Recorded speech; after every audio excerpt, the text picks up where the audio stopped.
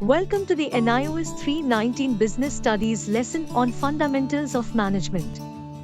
By the end of the video, you will learn about meaning of management, objectives of management, characteristics of management, importance of management, nature of management, levels of management, functions of management, and the principles of management. Alright, imagine you and your friends start similar businesses with the same money, machines, and materials. But your results might be different. This is because simply having resources isn't enough. You need someone to direct, coordinate, and integrate those resources to make things happen. And that's where management steps in. It's like the magic glue that turns inputs into fabulous outputs.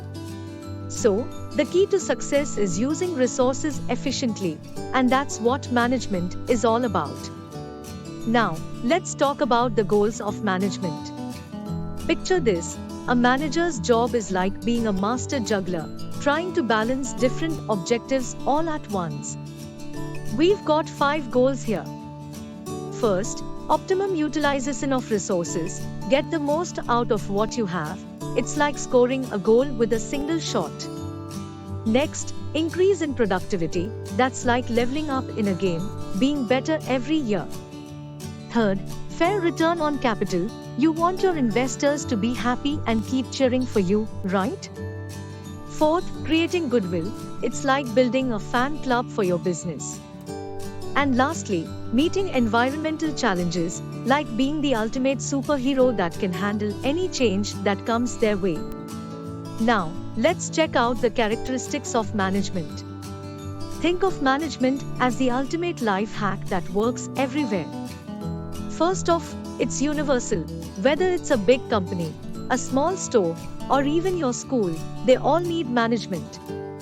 Next, it's goal-directed, like having a GPS guiding you towards success.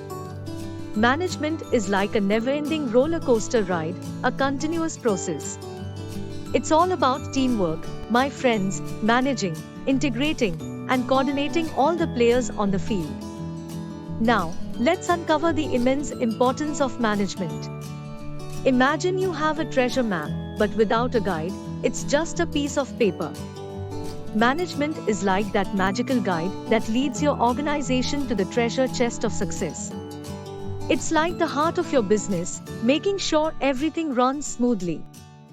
The secret to a successful company is its effective management. It helps you reach your goals, keep growing, embrace change, and become super efficient. Next, we have the nature of management. Think of it as a well-choreographed dance. It's all about planning, organizing, and controlling. Imagine you're baking a delicious cake. First, you plan what to bake, then you organize all the ingredients and utensils, and finally, you control the baking process to get that perfect cake. Management does the same for businesses. It brings everything together like a pro. Now, let's meet the different levels of management. Picture this: it's like a thrilling game with 3 key players. At the top, we have the top-level management. They are the big bosses who set the ultimate goals and make all the important decisions. Then we have the mid-level management. They are like the team captains, translating those big goals into departmental goals and strategies. And last but not least, the low-level management, the supervisors and foremen who ensure the actual work gets done like clockwork. It's like a power-packed management dream team. Next, we have the management functions. Imagine you're going on an epic adventure. You need a plan. That's planning, deciding what, when, and how to do things, just like mapping out your journey. Now, let's talk about organizing. It's like organizing your backpack with all the essential gear and tools you need for the adventure. Next up, staffing, hiring the perfect teammates to join you on the journey. You want skilled, talented, and passionate people by your side. Directing is like being the enthusiastic team leader, motivating everyone and guiding them in the right direction. And finally, we have controlling. It's like keeping a close eye on your progress, making sure you're on track to reach your adventure goal. Management is like the glue that holds everything together, making businesses soar to new heights. Now, let's meet the father of scientific management, Fred Winslow Taylor. Picture this, he's like the Einstein of management, using scientific methods to study and analyze management issues. Taylor's got some fantastic principles for us. First, we've got the development of science for each element of man's work. It's like replacing guesswork with solid facts and data. Then, we've got scientific selection, training, and development of workmen, like building the dream team with the perfect players for each position. Teamwork makes the dream work, right? And hey, don't forget close cooperation between workers and management. It's all about playing as a team with everyone on the same page. Now, let's dive into Taylor's awesome techniques of scientific management. Imagine these techniques as the superpowers that make organizations ultra-efficient. First up, we've got work study. It's like conducting detective work to find the best ways of doing tasks. Time study, motion study, fatigue study, they've got it all covered. Then, we have standardization. It's like using the best tools and equipment for the job, making everything super smooth. And check this out, functional foremanship. It's like having a squad of specialized foremen for different tasks. The ultimate dream team. Now, it's time to reveal Taylor's differential piece rate plan. It's like a reward system that boosts productivity. Imagine it as a game where you get higher pay for achieving high scores. So, if worker A produces 120 units and worker B produces 80 units, they get different pay based on their performance. It's like leveling up and earning more coins in a game. Alright, it's time to learn the principles by Henry Fayol. Imagine these principles as the magical spells that managers use to make their organizations extraordinary. First up, we've got division of work.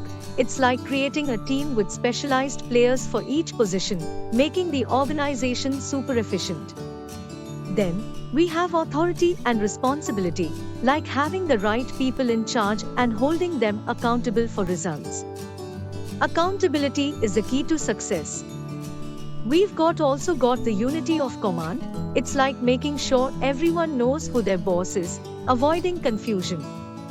Next, unity of direction. It's like having one clear plan for every group with the same objective, avoiding chaos and rivalry. Also, the subordination of individual interest to general interest. It's like working together as a team, putting the organization's good before individual desires. Team spirit for the win. Finally, we've got remuneration. It's like providing fair wages that keep employees satisfied and motivated. Happy employees, happy organization. Then, we have centralization. It's like having the right balance between one person making decisions in small organizations and sharing control in larger ones. And don't forget Scala chain. It's like having a clear chain of command from top to bottom, avoiding any mess in communication. That's all we had for this lesson. For additional information on this lesson, please look at the content below the video in the online course.